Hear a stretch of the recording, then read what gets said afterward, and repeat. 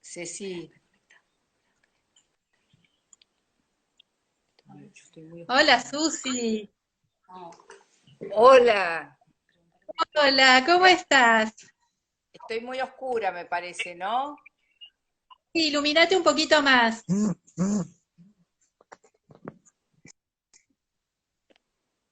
A ver ahí. ¿Estoy muy alta? A ver que se te vea un poquito más. Ahí me parece que estás bien, estás perfecta. A ver. ¿Cómo estás? Bien, muy bien. ¿Ya empezó? No, empieza cuando decidamos nosotras. ¿Querés que empecemos? Sí, ya estamos al aire. Espera, ya estamos al aire. No, porque estaba viendo el tema de las luces, de la iluminación. ¿Está bien Bueno, así? así está bien. Si querés poner un poquito más, como vos quieras. Acá saluda Ciela Sad, que dice bellas. Acá saluda Pilar Ruiz, que dice hola Su, hola Ceci. Hay un montón de Bueno, gente mirando. Acá Darwin bueno, Perel dice bárbaro. Susana es una gran autora teatral. Así que, bueno, ahí se te ve bárbaro. ¿Ahí está bien? Ahí, Bueno, perfecto. ahí está bien. Sí, ahí está bien. Bueno, un placer hacerte esta entrevista. Un placer enorme. Eh, Bueno, me encanta que me la hagas dice acá, vos, que tenemos tanta trayectoria juntas, sí, ¿no? sí. Y aparte, sí, acá saluda Gilda Bona. Hay un montón de gente. Es un furor, es un furor. Fue la Sí, para mí aparte, cuarentena. ¿es la cuarentena o es el furor? No, yo creo que es el furor, es el furor. Acá Mónica Landolfi, mirá, todas las compañeras aparte de la colectiva, ¿sí? Bueno, Susana es dramaturga para todas y todos que están mirando a lo mejor por primera vez, es una gran dramaturga, un referente de la dramaturgia, que hizo toda su carrera a partir de los años 70, 80 y hasta el día de hoy. Es ganadora del Premio Nacional de Teatro, integrante de la colectiva de autoras, narradora, directora de teatro, y también nos va a contar algunas otras cosas que hace, porque es una gran artista completa, multifacética, ¿sí? Bueno, Susi, aparte sos maestra de dramaturgia, y yo te quería preguntar, ¿qué es el procedimiento artístico para vos? ¿Qué procedimiento artístico usás vos? ¿Qué es el proceso creativo? ¿Cómo definís el proceso creativo? Bueno, mi proceso creativo yo trato de no trasladarlo a los otros. Lo que sí intento, tuve 7 años en la maestría de la UNA, de dramaturgia, es justamente ver cómo encauzar o estimular o facilitar la singularidad de cada autor o autora. Y no trasladar mi forma o mi proceso a ellos, sino simplemente darle como muchos estímulos para que puedan desarrollar o desplegar su potencial. Mi forma de trabajo depende también mucho del proyecto, no tengo un método.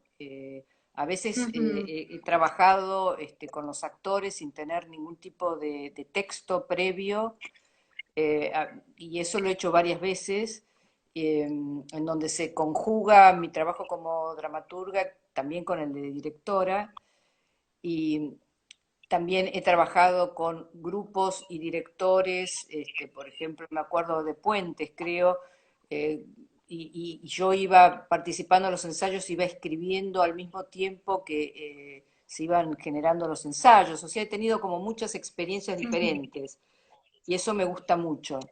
O escribir sobre una temática como era así, 9, ¿no? El ciclo 9, donde te ponían una temática y uno escribía y a partir de ahí.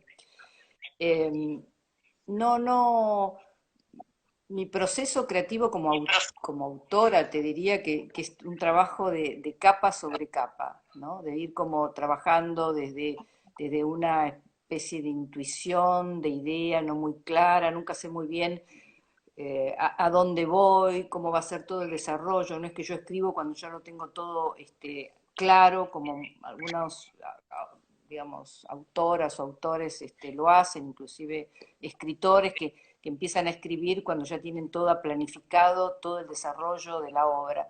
No, yo tengo una idea, una intuición, una percepción de que quiero hablar de cierta temática y a partir de ahí empiezo de una manera muy eh, tirándome a la pileta, te diría.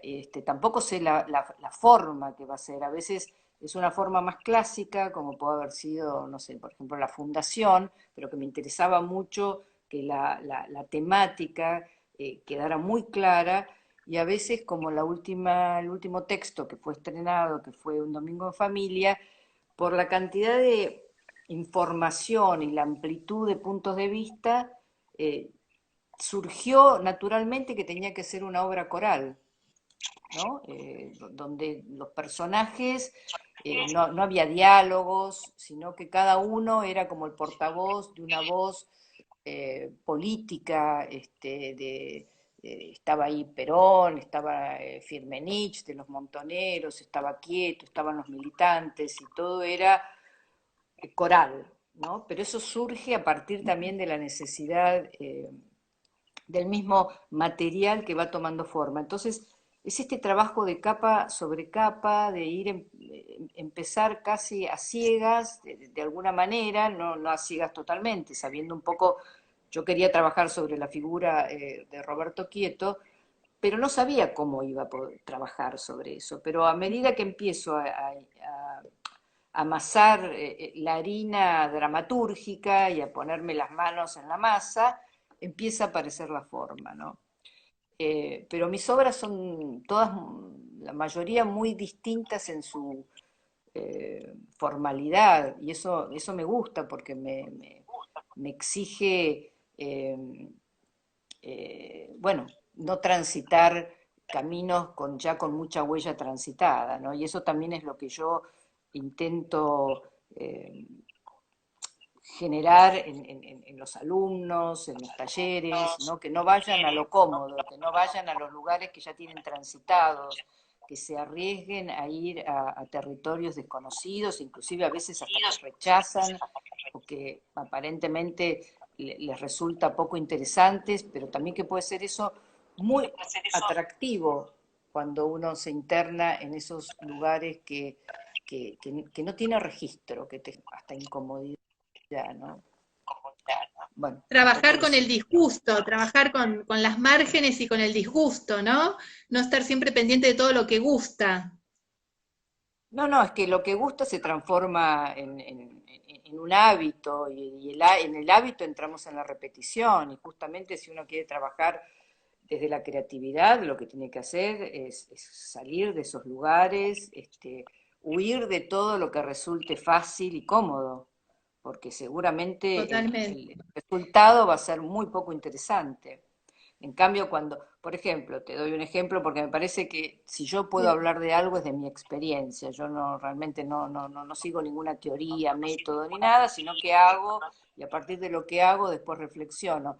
Y por ejemplo, en la UNA, que te comentaba que estuve en la maestría durante 7 años, eh, en ese cuatrimestre el objetivo era entrenamiento con muchos ejercicios y después la producción de una obra breve y que se terminara en el cuatrimestre, cosa que sucedió los 7 años. Y el tema era político. Eran los 70, eran las Malvinas, eran los 90, era el peronismo, podían elegir. Y muchos me decían, pero yo no sé nada de eso, yo nací cuando ya, muchos eran jóvenes, ya no estaba la dictadura. Dije, bueno, es un interesante momento para que investiguen y a ver qué es lo que Claro, los convoca, qué es lo que los acerca, porque si los dejo a lo que a ustedes les gusta o a lo que es más cercano, y seguramente se van a repetir, van a trabajar sobre aquellas afinidades, pero sobre muy acotadas en su mundo cotidiano o social.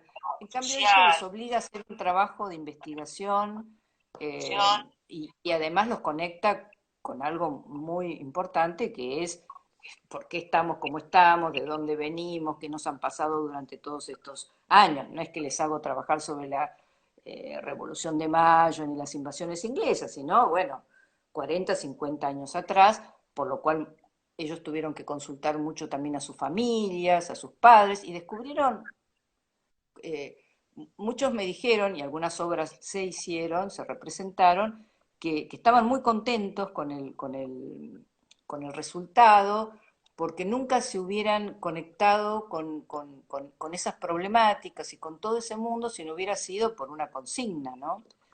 Este, así que, perfecto. sí, inclusive Y escúchame, ahora Nicola, sí, no, no, no, te quería decir decime. que ahora Nicolás Aviñone, bueno, ahora se cortó por el tema de la cuarentena, justo estrenaba una película que la había escrito como obra de teatro sobre las Malvinas en la maestría, y ahora la hizo película y no sé si llegó a estrenarla o se estaba por estrenar.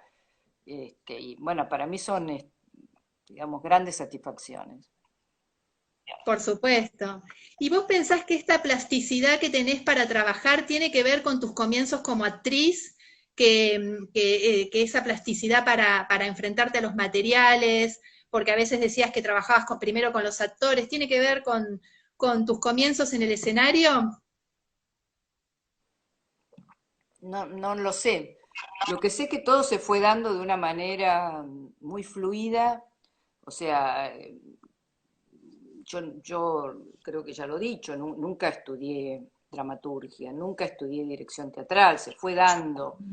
Sí, estudié actuación y tampoco para ser actriz o trabajar en el teatro, era porque más bien por mis intereses, que eran la lectura y la escritura, era más bien introvertida, entonces me parecía que estudiar teatro me iba a ayudar a expresar, a hacer, bueno, y por eso me puse a estudiar teatro. Lo que pasa es que como yo ya escribía, entonces se fue dando naturalmente, que mis compañeros me decían, ay, no me podés armar una escena, escribir una escena para el ejercicio, y yo lo iba escribiendo, pero naturalmente, porque escribía y porque ya conocía los mecanismos de la actuación, pero no por haber estudiado, sino porque yo estar ahí poniendo mi cuerpito para actuar. Entonces yo empecé a escribir escenas a mis compañeros, que me salía relativamente fácil. Y así es como empezó la dramaturgia, ¿no? Y terminó, después de 4 años, escribí Extraño Juguete y mi profesora, Beatriz Matar, a quien siempre valoro muchísimo por su sensibilidad y por su inteligencia, que hizo que yo, que estaba muy asustada todo el primer tiempo y muy, que me costaba muchísimo estar ahí, ella siempre estimulaba, aunque sea algo chiquitito que aparecía, ella lo estimulaba y eso me permitía a mí seguir ahí con renovados entusiasmos, ¿no? Si me hubiera tocado alguno de algunos de estos profesores, generalmente masculinos, que son bastante descalificadores y agresivos y violentos, yo nunca hubiera llegado, me hubiera ido inmediatamente. Pero en este caso pude resistir, pude sostener con miedo, con dificultad, y empecé a escribir escenas y a los 4 años salió Extraño Juguete y Beatriz, que fue mi maestra, representó uno de los personajes junto con Tato y con Elsa Berenguer, que fue la primera obra que se hizo comercialmente, digamos, mi estreno fue. Y fue muy lindo Sí. ese círculo, ¿no?, que se hizo de que la maestra tuya, que de alguna manera te introdujo en ese mundo mágico de la actuación y del teatro, después fuera la que representara uno de los personajes de mi primera obra, ¿no? Y después cuando ella hace su primera dirección, que fue El baño de los pájaros, yo encaro a Velma Sparrow, la protagonista. Entonces es como todo un círculo muy mágico, te diría, estimulante, maravilloso, que se produjo con Beatriz Matter. Qué bueno. Y Y Extraño Juguete es de 1977, ¿no? Y te quería preguntar si cómo atravesó tu dramaturgia la dictadura, el exilio, y si considerás que buena parte de tu obra pertenece al teatro político o a teatro político. bueno, yo estrené en 1977 Extraño Juguete en el Pairó, con la dirección de Lito Cruz, y ya espera, un minuto que te quiero mostrar. Dale. Clarín. Ah, Ahí mirá, va. qué bueno. Mirá qué importancia le daban a que surgiera una nueva autora. Le ponían en Clarín, en Claro, una grande, diciendo eh, auspicioso debut de una nueva autora, como si fuera como algo, bueno, eso era sí. 1977. 1978, al año de esto, yo ya estaba viviendo en Madrid, exiliado con Tato, que era mi pareja en ese momento, y con mis hijos, bueno. Eh, y bueno, para mí, yo tengo otra versión del exilio, porque bueno, también tiene que ver con cómo uno se conecta con las situaciones y con los contextos, ¿no? Cuando yo llegué a Madrid había muchísimos argentinos, muchísimos de lo que se llamaba la colonia artística, y el gran porcentaje estaban muy mal, muy deprimidos, en una situación así muy melancólica. Mis características personales en general son bastante de resiliencia, o sea, a mí las dificultades por ahí me fortalecen o trato de encontrar, bueno, qué positivo hay en cada situación. En este caso yo Claro, te digo que cuando el avión dejó de carretear saliendo de Seiza y levantó vuelo, con mis 3 hijos, yo empecé a respirar hondo, como que me había salvado de una pesadilla, porque hasta ese momento yo no sabía si alguien iba a entrar al avión, iba a decir ustedes bajen, porque eso sucedía todo el tiempo. Ustedes acá bajen. claro.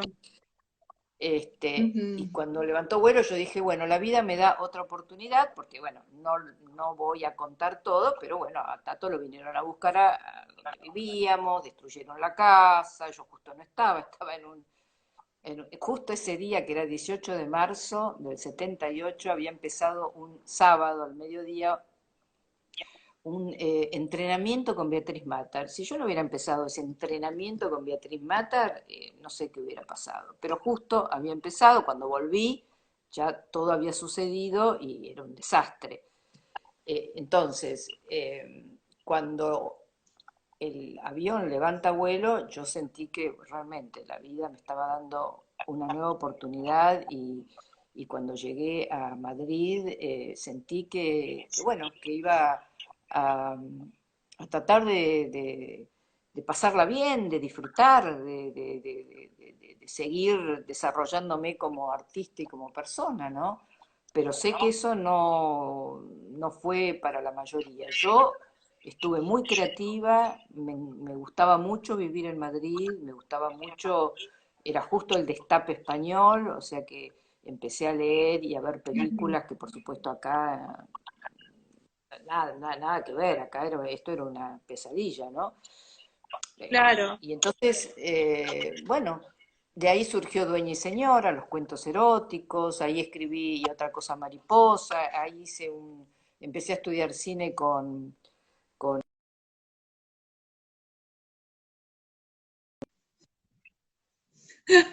Acá. ¿eh? Uy, ¿se cortó?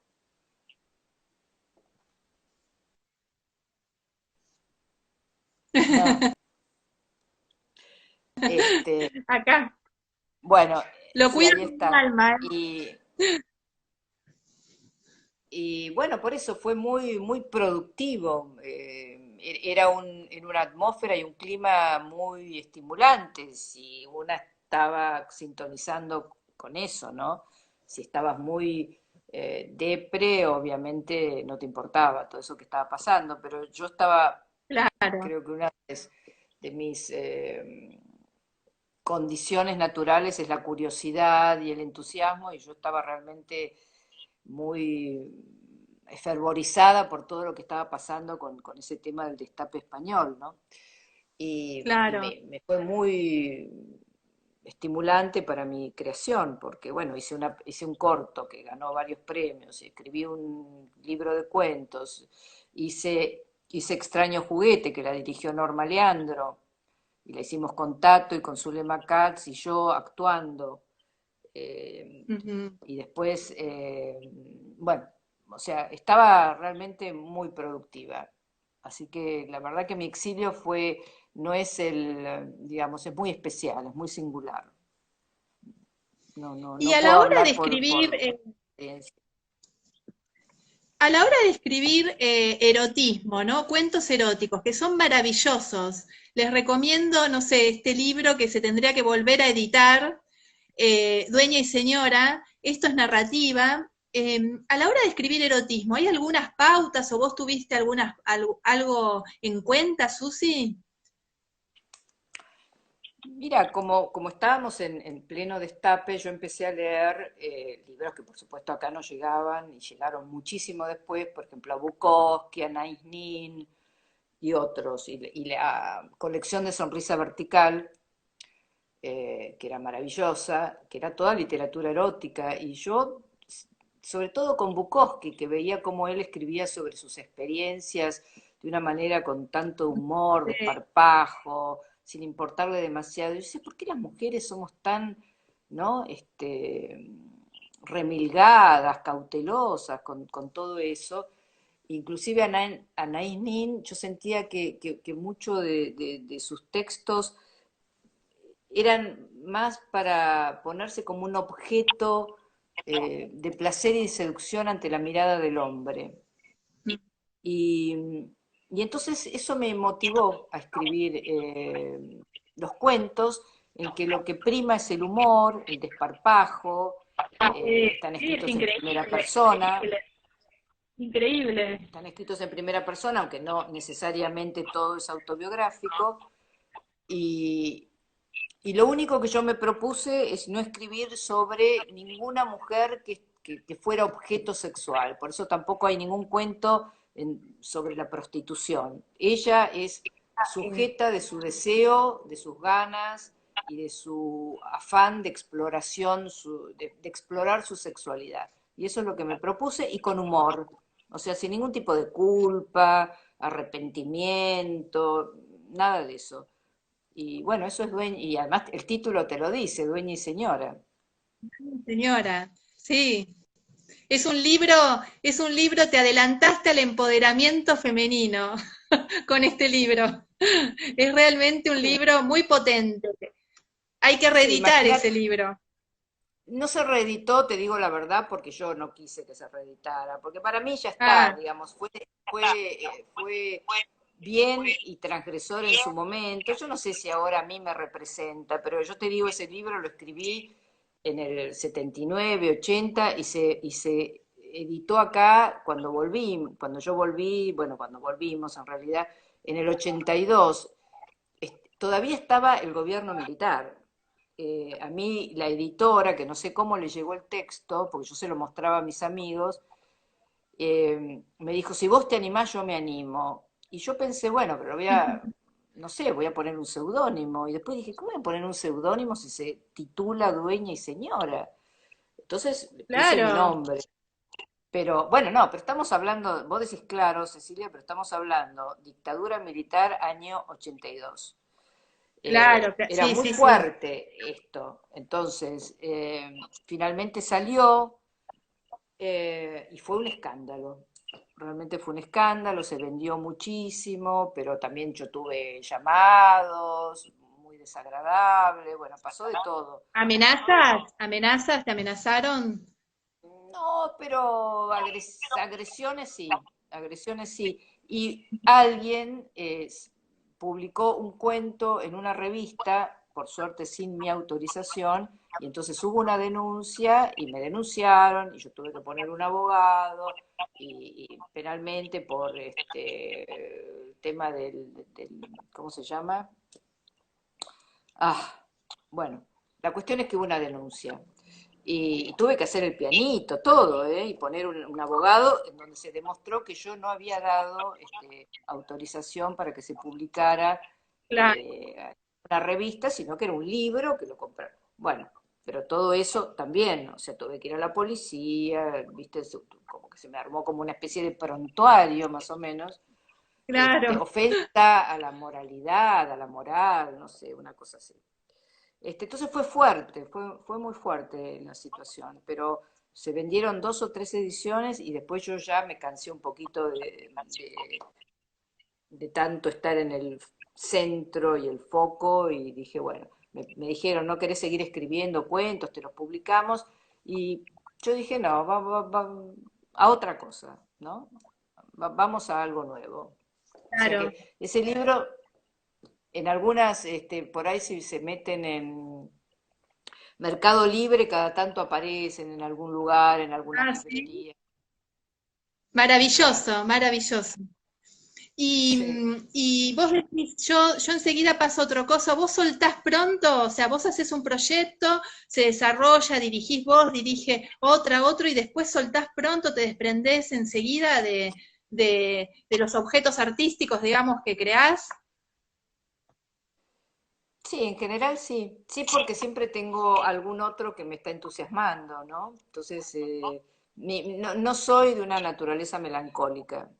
Evidentemente, estoy muy como conectada con el presente, con lo que me está generando el presente. Inclusive ahora en la cuarentena, el día me resulta corto, me resulta breve, porque quiero escribir, porque quiero leer, porque trabajo en las plantas, porque tomo sol, porque la comida, no sé, no tengo mucho tiempo para conectarme con las imposibilidades o con la melancolía, más bien estoy muy conectada con lo que puedo y lo que puedo, la verdad que hasta ahora, y toco madera, es mucho.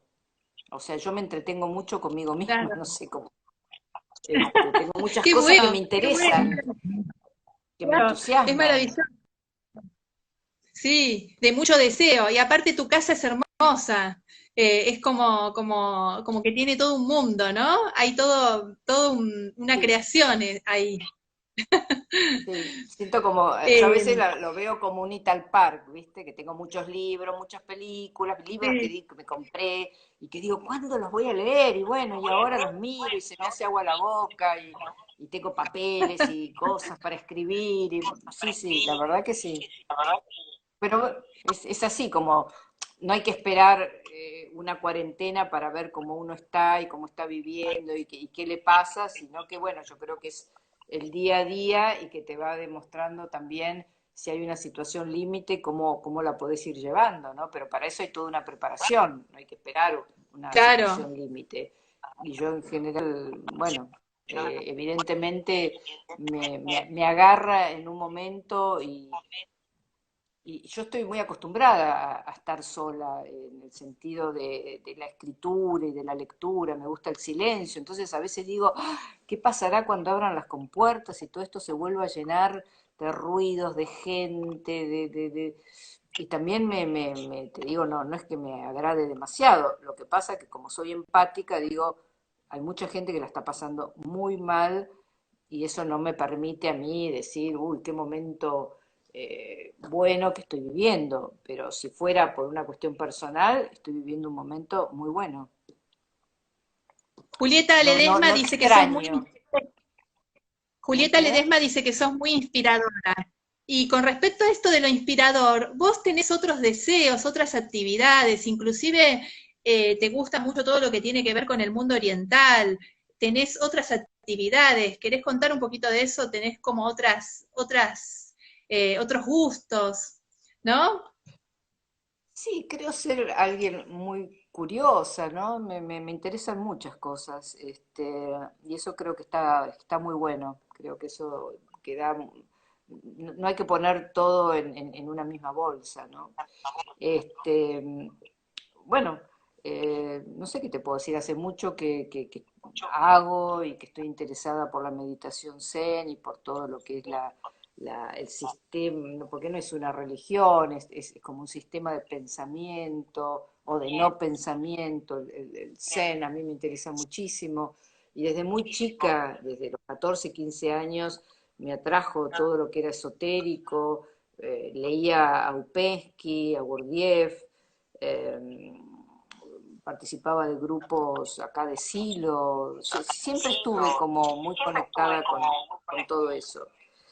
Y, y después, bueno, me interesa mucho, bueno, durante muchos años, 15 o más,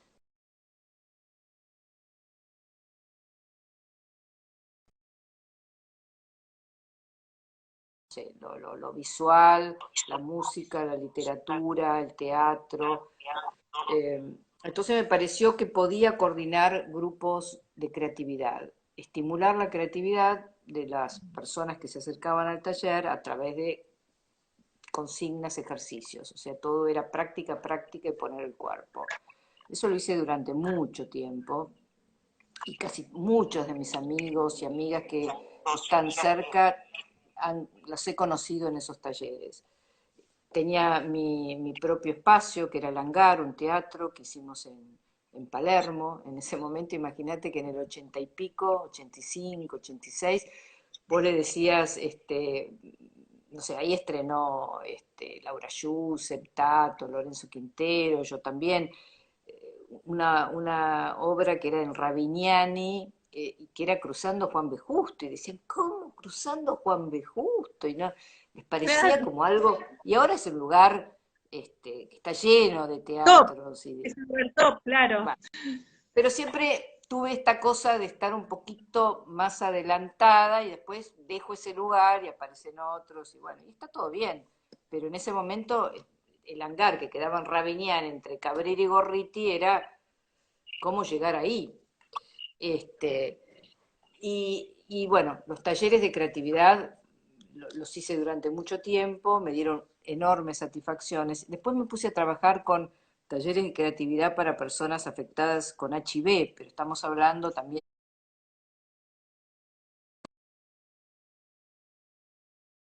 de enfermos terminales.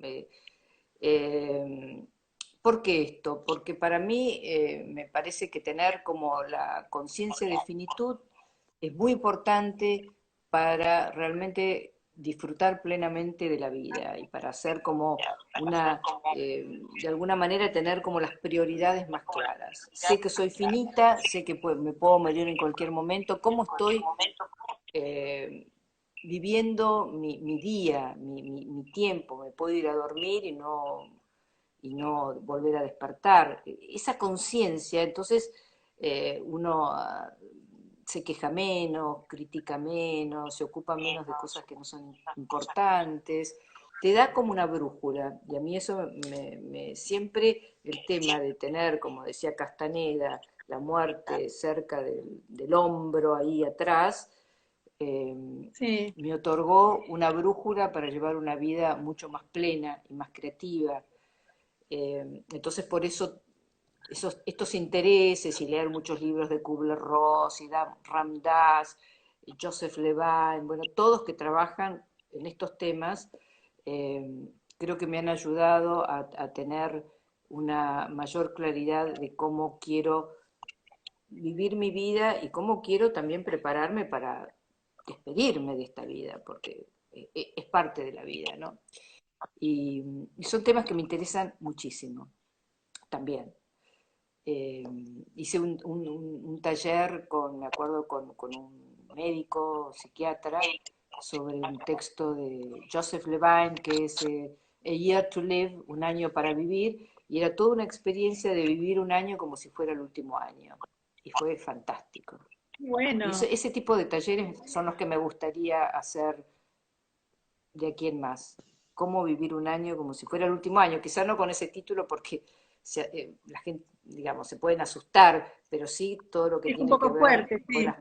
con las prioridades, con lo que uno deja pendiente, con lo adecuado, ¿no? Con otros títulos, pero a mí ese taller de cómo vivir un año como si fuera el último año me hizo cerrar tantas situaciones que tenía pendientes y que las iba postergando y postergando y postergando, y fue fantástico. Bueno, esos son Mirá qué uno de los bueno. grandes intereses, y más en esto, digamos, porque por ahí una cosa es ocuparse de eso a los 40, a los 50, a los 60 o a los 70. Entonces, uno va acompañando también las edades de su vida, sus intereses, sus tiempos, sus necesidades. Y creo que este es un muy buen momento para mí, para volver a retomar muchas cosas que a veces tanta actividad teatral o grupal, teatral, fueron como postergando, y ahora siento que quiero volver a ocuparme de muchas cosas, no, no son muchas cosas, sino de muchas áreas eh, que tienen mucho que ver con mis necesidades actuales. Y no darle tanta importancia a muchas que no tienen que ver. Claro, acá todos, todas y todos quieren hacer el taller, Susana, y yo me incluyo. Así que ¿En cuando lo des, serio? va a ser un furor. Ah, Y acá están escribiendo todos que quieren hacer el taller. Yo pensaba con lo que vos decías que aparte en Occidente no está aceptada la muerte, ¿no? La muerte está vista como algo, no, no hay una preparación en Occidente para la muerte, para la finitud, o para, no, no, no hay una aceptación, ¿no? Entonces pensaba no, en todo esto que decías, que importante.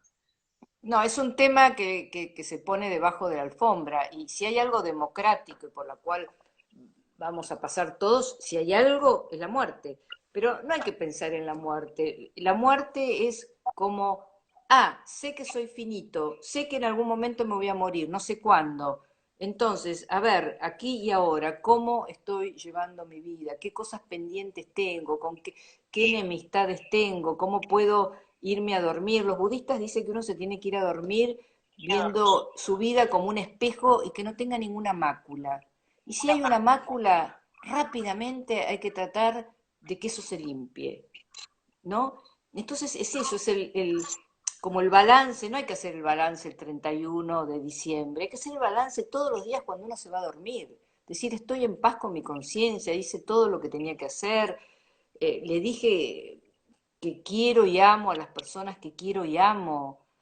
Una de las cosas que yo aprendí con este tema de acompañamiento de enfermos terminales, estoy hablando de algo que no tiene nada que ver con dramaturgia, nos estamos yendo para cualquier lado, pero bueno, No, es que no, aunque parece los mayores dolores no son los físicos cuando alguien está agonizando, son los dolores de no haber llevado la vida desarrollando todo el potencial y la plenitud que creían que se merecían, y el no haber dicho, el no haber expresado amor a todas las personas que amaban. Dicen que ese es el dolor más fuerte, más agudo, que no se compara con los dolores físicos. Cuando uno se está yendo de este mundo y se da cuenta que escatimó su amor, y que no, y que también escatimó el amor a sí mismo, no habiendo tomado decisiones adecuadas para poder desarrollar su potencial.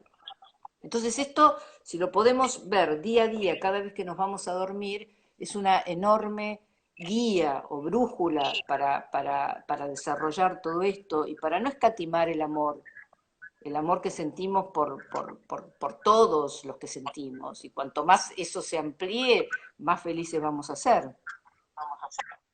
Acá dice Catalina Artesi que sí que tiene que ver lo que estamos hablando, que es lo que te atraviesa en todo tu ser. Dice, y bueno, mensajes de Maruja, de Pilar Ruiz.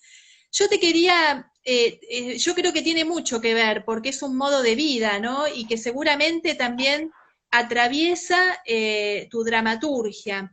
Y con respecto a esto, pensaba, por ejemplo, en una obra como ella, que acá también tengo el libro, ¿no? Que son como dos hombres que hablan de una mujer.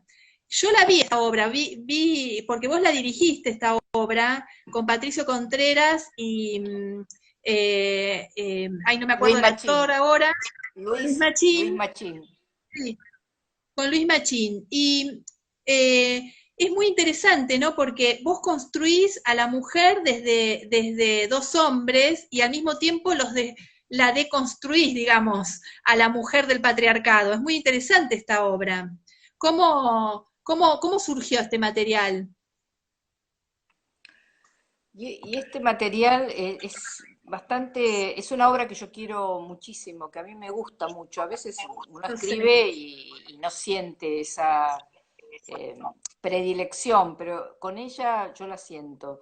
Yo hace rato que tenía como una obra de dos personajes masculinos y que no avanzaba, no avanzaba, y en un momento que salió el concurso del Fondo Nacional de las Artes, y para mí los concursos, y pienso que para muchos también, muchos también, es como la zanahoria que te dice, bueno, tengo un límite y me tengo que poner a escribir, ¿no? Porque si no a veces uno Claro, se sí, dispersa mucho. sí. Entonces dije, a ver, ¿qué tengo? Y entonces puse ese texto que tenía de dos hombres ahí que no avanzaba, que se me volvía muy esotérico. Y dije, bueno, lo puse ahí al costado y me puse a escribir. Y empezaron a fluir estos dos personajes nuevos, en una situación nueva, pero fluían. Y yo, es una de las experiencias más increíbles que tengo, como un estado de inspiración, en donde yo me sentía como un voyeur, una testigo de lo que estaba sucediendo. Y yo los veía y accionaban y hablaban y se enfrentaban y se peleaban, y yo estaba ahí y lo único que hacía era como registrar lo que estaba sucediendo en esa improvisación mental, ¿no? Y donde yo no controlaba casi nada, ni quizá después en la reescritura empecé como a afinar más, pero en ese momento surgía como, que es lo que yo intento hacer, digamos, hacer como sistema para no meter la psicología y el control y las ocurrencias tan proclives nosotras las autoras y autores, dejarlos libres porque uno está ahí viendo y va registrando que cada acción anticipa un texto y los textos convocan a un movimiento y yo iba, bueno, y así la escribí en ese estado muy de una gran inspiración, ¿no? De donde no sabía qué iba a pasar, no sabía cómo iba a finalizar, pero yo los veía a ellos y los seguía y los seguía. Bueno, la terminé, la envié, ganó el primer premio del Fondo Nacional de las Artes, pero lo más interesante fue que cuando, como estaba, digamos, era con seudónimo, cuando abrieron el sobre, dijeron, bueno, vamos a ver quién es el autor. Digamos, todo el jurado dijo, vamos a ver quién es el autor, porque era dos hombres hablando Claro, desde su pasión amorosa. claro, hombre, claro. y ahí se sorprendieron muchísimo de que fuera una mujer. Y si vos me decís de dónde salió todo ese discurso masculino, yo te puedo decir, no lo sé. Es algo como ser tomada por textos que uno escuchó, que intuye, que percibe, no sé. Y me volvió a pasar que cuando yo la dirigí con Luis Machín y Patricio Contreras, y yo en general en la dirección abro el material y si hay algo que hay que modificar del texto lo modifico, siempre privilegio lo escénico por sobre lo textual, cuando dirijo yo. Y yo le dije, abramos, probemos, exploremos, y siempre volvíamos al texto y a la situación. Y les decía, pero si ven algo que no condice con lo masculino, por favor díganmelo. Bueno, lo que estaba escrito se reprodujo absolutamente porque no había nada que modificar. Estaba ahí, y no Maravilloso. había no había palabras, no había acciones que me dijeran, no, esto a mí no me parece, ¿viste? No, no, además no eran dos nenes de pecho, estoy hablando de Patricio Contreras y Luis Machín, que si tenían algo que no les cerraba me lo hubieran dicho. No, pero ¿cómo será que yo estaba siendo testigo de una improvisación que sucedía en mi mente, que hasta en un momento hay un texto que le dice, por favor, córrase un poco porque no me deja pensar? O sea, yo lo veía al personaje eh, tan cerca del otro que el otro le tenía que decir, por favor, córrese un poco que no me deja pensar. Eso está en el texto. Y era así, ¿entendés? Sí, sí, y aparte la obra es muy corporal, ¿no? Y yo me acordaba esto que vos me contaste un día cuando hablábamos de los ejercicios, de las clases de dramaturgia, que vos hacías una ejercitación que tenía que ver con, bueno, trabajar con el cuerpo primero y después escribir. Y se nota mucho en tu dramaturgia, sobre todo en esta obra es increíble la corporeidad que hay, ¿no? Como que hay un cuerpo presente, es increíble. ¿Querés contar un poquito esto de cómo trabajar a partir del cuerpo? Sí, yo creo que los cuerpos son fundantes en la dramaturgia, que no todo lo que expresa la dramaturgia que tiene que surgir de la boca, de las palabras, ¿no? Yo a veces siento que muchos ponen todo en el texto y que se transforma en una esgrima verbal porque no le dan tanta valoración a los cuerpos. Y cuando uno va al teatro son cuerpos, ¿no? Que está viendo ahí con una gran intensidad poética, y eso no hay que olvidarlo, aunque que pueden expresar muchísimo sin tener que decir ningún texto. Y, y por ejemplo, bueno, ahí hay, bueno, Julieta Ledesma, Pilar Ruiz, todas estuvieron en la maestría de la UNA, ¿no? Eh, y yo, por ejemplo, trabajaba con las energías físicas, entre tantas otras cosas, o sea, de pronto decir, bueno, vamos a escribir un texto, pero antes quiero que corran durante 5 minutos, que hagan hiperventilación y después escriban el texto. Y ese mismo texto se los hacía escribir después de estar, por ejemplo, en una situación meditativa. Y claro, era muy diferente la calidad de tono de ese texto. Por ejemplo, si porque yo veía esto, que creo que es uno de los problemas de la dramaturgia.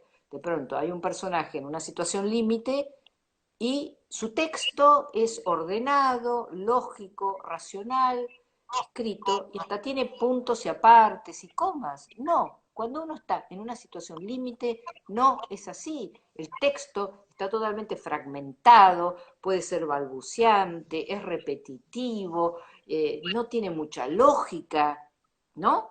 Entonces, uno se tiene que poner en esa situación. Entonces, por ejemplo, bueno, si tenés que escribir un texto de alguien, de un personaje que está en una situación límite, ponete en esa situación, hiperventilate, porque vas a ver que te sale un texto con otras características, no te sale el texto racional en una situación límite, en donde yo soy muy claro y te digo todo lo que pienso. No, no es así, es absolutamente inorgánico, el actor que tiene que representar eso se ve con muchas dificultades porque la autoría no pensó en eso.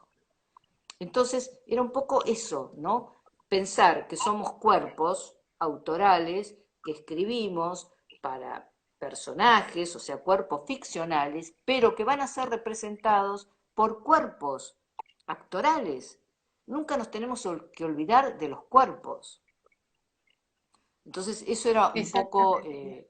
el tema de darle tanto hincapié a lo corporal. Para mí es fundamental, porque si no uno se queda a veces en una especie de prosa poética, abstracta, y la gente se empieza a dormir en la platea, ¿viste? Porque no te engancha, porque lo que te engancha en el teatro, y lo vuelvo, y también lo digo, un texto mediocre representado por actores muy buenos se salva.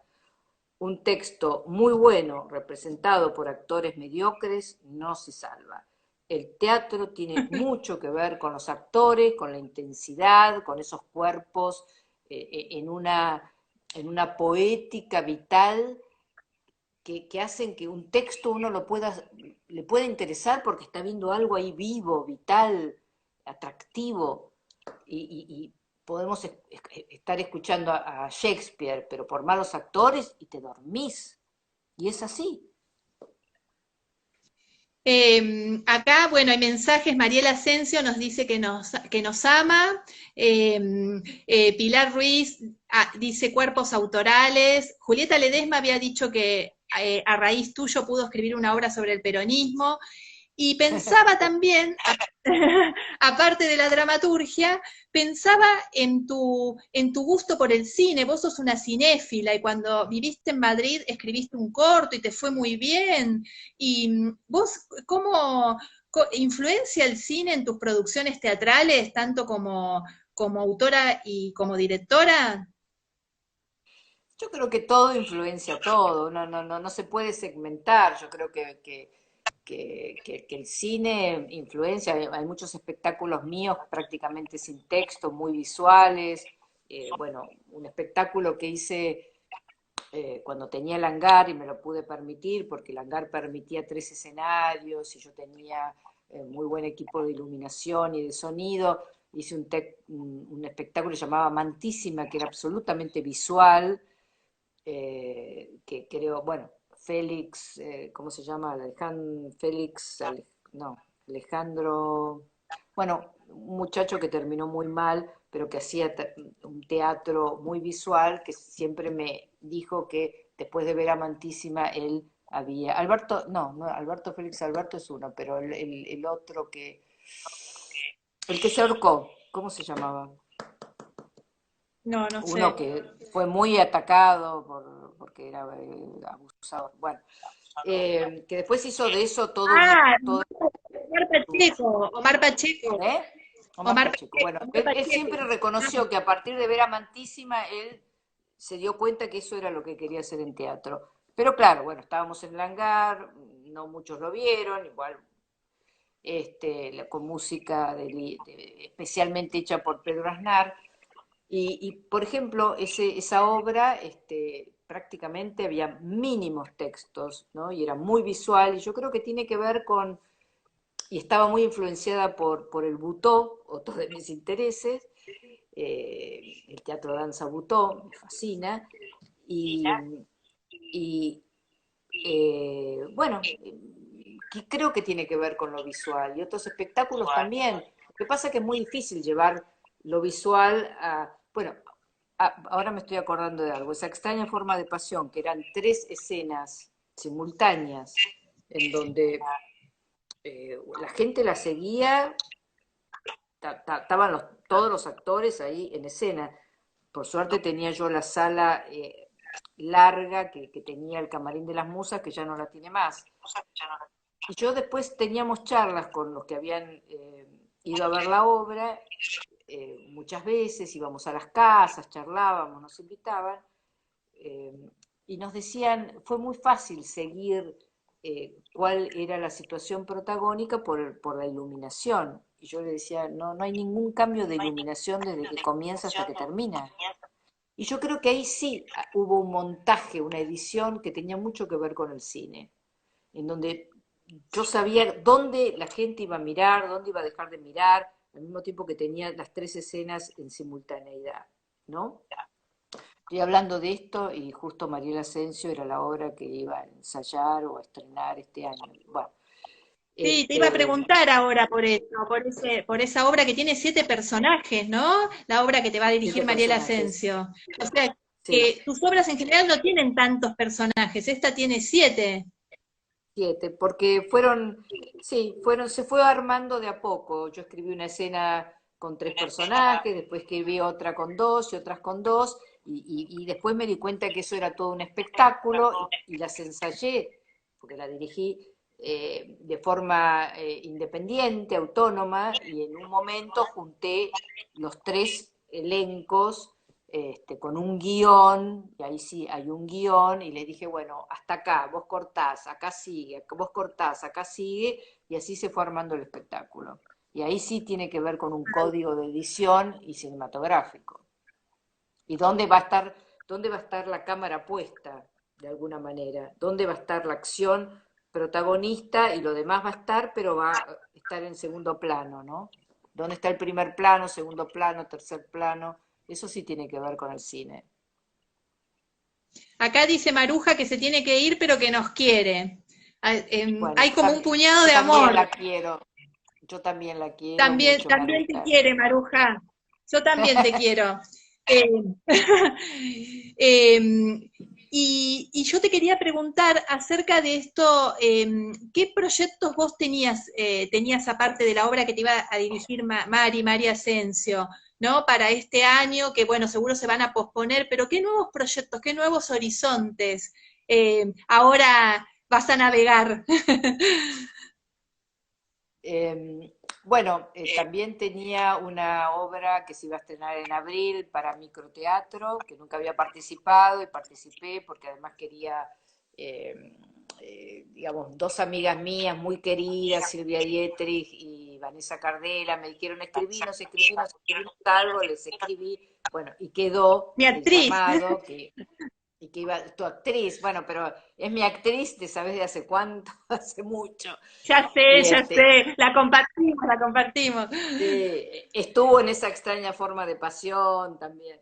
Este, y entonces, bueno, estaba esto que se iba a estrenar en abril, después de otra cosa, Mariposa se iba a estrenar también en abril, mayo, Mariela iba a estrenar, y yo estoy escribiendo, pero no estoy escribiendo teatro, estoy ahí, estoy escribiendo más narrativa, y por ahí sí con una idea de algo teatral, pero más lenta, digamos, pero estoy escribiendo narrativa, tengo ¿Es ganas. posible, Susi, es posible una dramaturgia feminista?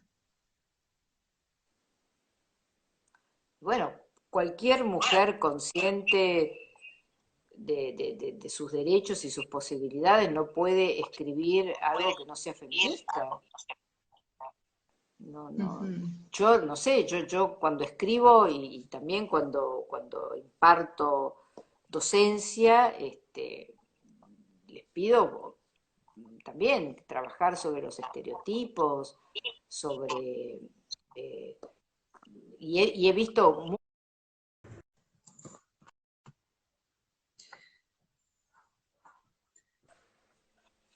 Hola, Susi. se cortó. Justo a las 9 con los aplausos se cortó. Bueno, no, yo pensé que Bueno, ya había terminado, no sé. no, ¿cómo vamos a terminar así? Me Bueno, parece que nos apasionamos en esta charla. No, no. No, me estaba contando, sí. ¿cómo? Me estabas contando sobre todo, sobre el proceso, o sea, que ibas a estrenar en microteatro. Yo te escuché hasta ahí. Bueno, sí, microteatro, después, bueno, Mariela con esa extraña forma de pasión que iba a estrenar, y lo que decía que mis proyectos en este momento eran más autorales, no dirigir nada, y que estaba escribiendo narrativa. Creo que vos me habías preguntado sobre el feminismo, algo del Sobre el feminismo. feminismo, sí, sobre el feminismo, sí. Y yo te decía que cualquier mujer consciente de sus derechos y de sus posibilidades, cuando escribe no puede no ser feminista, porque cuando yo escribía y hacía las cosas que hacía, no era que me ponía el letrero de feminista, pero era consciente de que, bueno, quería ser, quería desarrollar mi potencial y no se lo iba a Claro. regalar a nadie, y entonces hacía lo que tenía que hacer.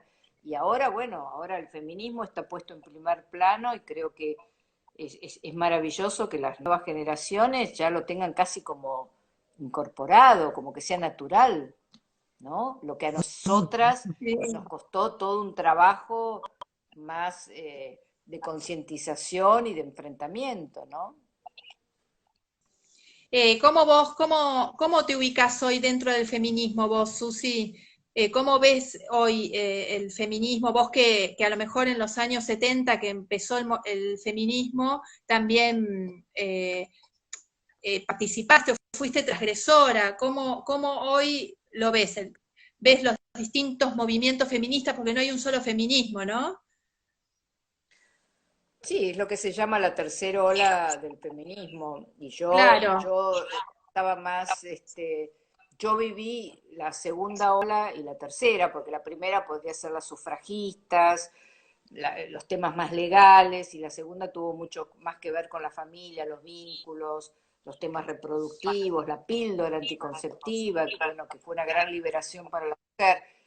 Y ahora, bueno, todo este tema de la diversidad, ¿no? De lo sexual separado de lo genérico, y de tantas diferencias y diversidades que hay.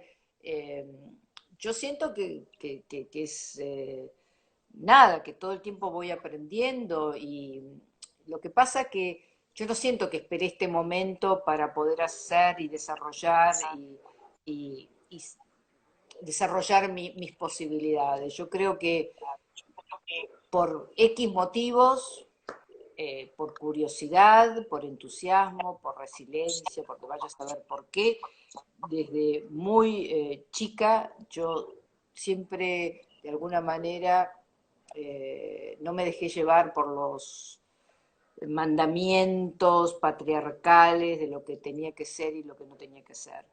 Yo fui madre antes de cumplir 18 años, abuela a los 36, me casé, me separé más de una vez, eh, hice siempre lo que pensé que tenía que hacer, porque yo quiero justamente llegar a mi último instante de la vida y no decir, ah, no hice esto porque no me animé, porque le di más importancia a los otros que a mí misma. No, yo quiero llegar a ese último momento y decir, hice todo lo que consideré importante de hacer en el momento que fue. Quizá lo que yo hice a Claro. los 20, a los 30, a los 40 no es lo que yo considero ahora, pero estoy más, me parece que es más importante hacer y de pronto sentir, bueno, a lo mejor no fue tan bueno eso que hice, pero me ayudó y aprendí a quedarme no haciendo porque no está bien visto, porque la moralina no te lo permite. Nunca dejé que eso fuera más fuerte que mis propias intuiciones. Entonces, eso también es algo que yo pongo como mucha prioridad, eh, digamos, y cada noche cuando me acuesto, estoy haciendo lo que yo considero que tengo que hacer, lo que siento que es adecuado para mí, lo que desarrolla mi potencial, lo que me hace encuentros nutritivos en mi vida, y si es así, está bien, está bien. Bueno, Susi, muchísimas gracias. Te quiero decir algo, te quiero decir que te quiero mucho en esto de vivir el presente y decirle a la gente que una quiere, que la quiere, te quiero decir que gracias, que sos un referente para mí, eh, y que me emocionó mucho hacerte la entrevista. Bueno, y yo te tomo la palabra que si armo cuando se pueda, y no me gustaría hacerlo virtual, me gustaría hacerlo presencial, cuando se pueda trabajar sobre lo pendiente y lo adecuado, un grupo, te tomo la palabra a vos y a todos los que dijeron que les gustaría hacerlo, porque a mí es algo que en este momento de mi vida me interesa y me parece muy nutritivo de hacer para mí y para los demás. Es más, yo te ayudo a armar el taller. Bueno, bárbaro, te tomo la ¿Eh? palabra. Dale, Yo te ayudo. Es un placer. gracias, gracias. Gracias. Gracias. Gracias a vos y a todas. Gracias a la colectiva. Aguante la colectiva de autoras. Chau, Susi. Sí, así es. Chao. Chau. ¿Y ahora cómo nos vamos de acá? No sé.